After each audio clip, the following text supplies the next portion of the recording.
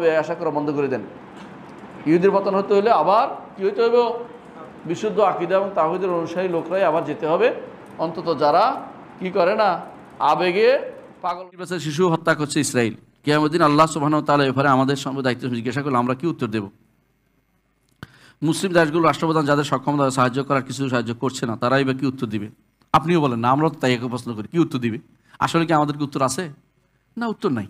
আমরা একটুকু বলতে পারবো আল্লাহ আমরা যেতে পারি না, আমাদের কাছে ক্ষমতা ছিল না যাওয়ার, কোনো সেই আমরা ট্রেনিংও নাই, জ্ঞানও নাই, কিচ্ছু জানি, যুদ্ধের কোনো কিছু আমরা জানি না, এটুকু বলতে পারবো।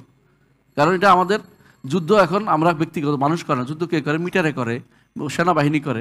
এখন যেগুলি দরকার ছিল রাষ্ট্রগুলি অংশগ্রহণ করার, ওরা অংশগ্রহণ করতেছে না, ওরা আল্লাহর কাছে জবাবদিহি করতে হবে বেশি আমাদের চেয়ে। কারণ আমরা আসলেই আমাদের উপরে এটা আদিষ্ট না, আমরা আদিষ্ট হবো যখন আমাদের সরকার আমাদেরকে নির্দেশ দিবে যাইতে হবে, তখন আমরা যাওয়ার জন্য সুযোগ দিবে, শিখার জন্য ট্রেনিং দিবে, তখন আমাদের যেতে হবে। এর আগ পর্যন্ত নিজেরা ব্যক্তিগতভাবে ট্রেনিং শুরু করে দিয়ে না আবার, কিন্তু হ্যাঁ এটা করবেন না, এটা শরীয়তে অনুমোদিত না, হ্যাঁ এইটা কয় না, কারণ এই ট্রেনিং কোনো আসলেই আপনার কোনো কাজে আসবে না। আর ওখানে গেলে ওখানে মানুষ এখন বিপদে আছে, কি ওখানে যাই আপনি কিছু করতে পারবেন না, ওরাই নিজেদের লোকদের কোথায় লুকাবে জায়গা পাচ্ছে না, ছোটো বাচ্চাদের সেখানে বোমা মারতেছে ওরা, ইহুদিরা নির্বিচারে জুলুম করতেছে।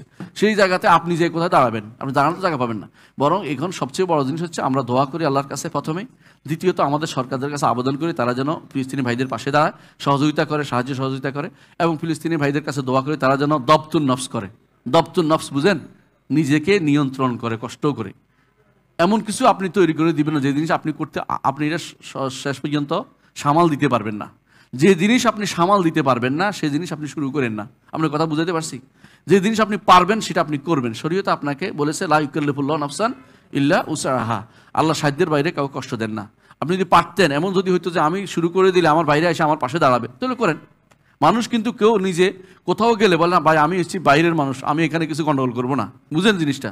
বা আমি এমন মানুষ, আমি দুর্বল, আমার কেউ সাহায্য করতে আসবে না, তো গন্ডগোল করে না। আপনি এমন সময় সাহায্য চাই, যে এমন সময় করবেন যে সময় আপনার সহযোগিতা আসবে বলে আপনার কেউ অঙ্গীকার করেছে, কেউ কথা বলেছে, কিন্তু আপনি ওই মিথ্যাবাদীদের কথা শুনবেন না যারা আপনারা লাগাই দিয়ে নিজেদের স্বার্থ উদ্ধার করেছে। অনেক মানুষ আছে এরকম, যা আপনাকে লাগাই দিয়েছে, আপনি এবার বিপদে পড়ছেন, ওরা সব বসে রয়েছে, কোনো কোনো হোটেলে খাচ্ছে, কোনো কোনো দেশে আরাম করে বেড়াচ্ছে, কেউ আছে আরেক দেশ বেঁচে, সে আরেক দেশের সাথে অর্থ চুক্তি করবে, আর কেউ অস্ত্র বিক্রি করবে, আপনারা লাগাই দিয়েছে আগুনের মধ্যে। এইটা যেন না হয় ভাই, আপনি বুঝবেন আপনি কতটুকু সামাল দিতে পারবেন। হ্যাঁ, বুঝেন কিনা কথাটা? আর ওরা বলে ফায়জামা হিন্দার সময় খেয়াল রাখি যে আমি শুধু ফায়জামা ফিরলে হবে না, সময় মতো ফায়জামা কি খুলতে হইব আমার, তাই না? বুঝেন নাই? এমন প্যান্ট পরাই দিয়েছেন, কিছুক্ষণ পরে বাথরুম যাই প্যান্ট তো খুলতে পারি না, তোর কাপড় তো নষ্ট হয়ে যাবেই। আপনার চিন্তা করতে হবে আগে যে আমি যেটা আমি ঢুকছি এটা বেরোতে পারবো কিনা। আপনি চিন্তা করেন রাসূলুল্লাহ সাল্লাল্লাহু আলাইহি ওয়াসাল্লাম সারা জীবন এটা কিন্তু করেছেন। এমনকি তিনি আবু জান্দাল আবু বসরকে ফেরত দিয়েছেন কাফেরদের কাছে। অথচ ওই সময় সাহাবায়ে কেরাম বলে বসলে কেউ ইয়া রাসূল আমরা হকের উপর নাই, বলছে আমরা হকের উপর।